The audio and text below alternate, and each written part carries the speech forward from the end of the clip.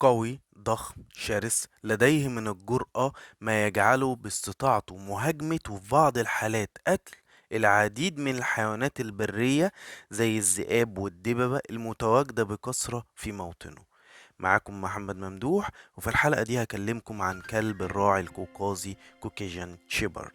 طبعا النهاردة بكلمك عن أكبر وأضخم سلالة كلب متواجدة على مستوى العالم، وده اللي هوضحهولك بالأرقام. طول الكلب ده من عند الكف لحد كتفه بيوصل من 65 لحد 86 سنتي، وممكن في بعض الحالات يعدي كده يوصل ل90 في حالة النمو المفرط. طب وزن الكلب ده بيوصل من 80 ل100 كيلو، وأوقات في حالات النمو المفرط بيوصل ل120 كيلو جرام. الكلب ده معمر، بيقعد سنين طويلة، العمر بتاعه بيمتد من 10 سنين ل12 سنة.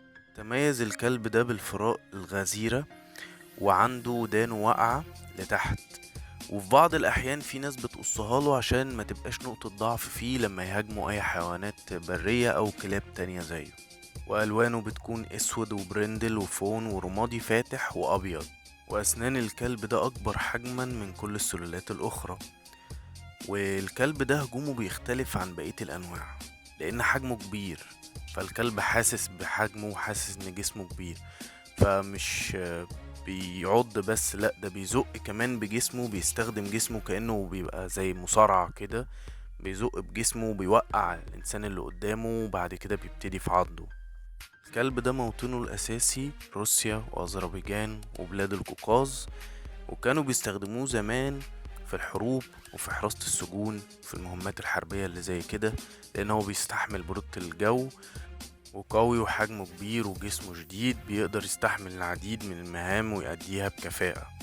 وكذلك المدنيين كانوا بيستخدموه في ان هو يرعى الأغنام والماشية بتاعتهم، وبيحميها من اي حيوانات منتشرة في المكان ده، لان هما مش زي عندنا مثلا في مصر، لا هم عندهم حيوانات برية شرسة جدا بتخش على الاغنام، مش بس بتاكل منها، لا ده ممكن تقتل فيها كتير وما تاكلهاش.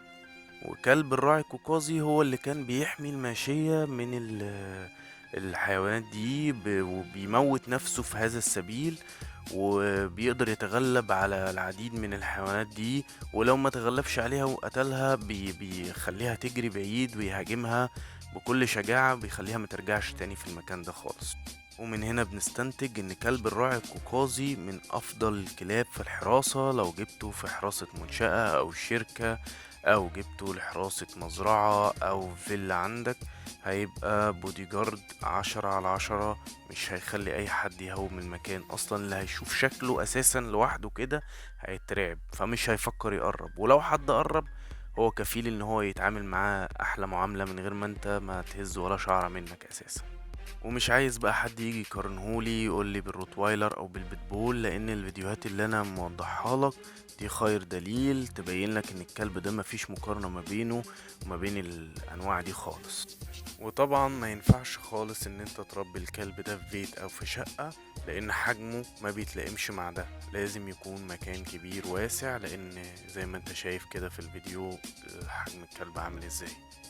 طبعا اسعار الكلب ده في مصر بتتراوح من 6000 جنيه لحد 25000 جنيه، على حسب طبعا جودته وتقليبه واذا كان بيور ولا لأ، وهل معاه اوراقه الرخصة بتاعته الكلام ده كله. وفي النهاية بديك نصيحة مهمة، لو انت هتشتري الكلب ده وهتجيبه، ما ينفعش خالص ان انت ما تدربوش في البداية.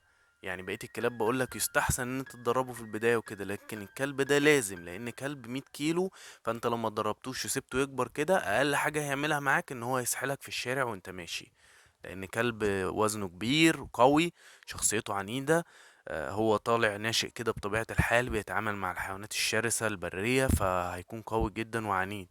فلو ما ضربتوش في البداية يا معلم هتزعل جامد. واتمنى في النهاية يكون الفيديو فاتكم وعجبكم، ولو عجبكم ادوني لايك، ولو ما عجبكوش يا ريت تقولوا لي في الكومنتات ايه اللي ما عجبكوش. والسلام عليكم ورحمة الله وبركاته.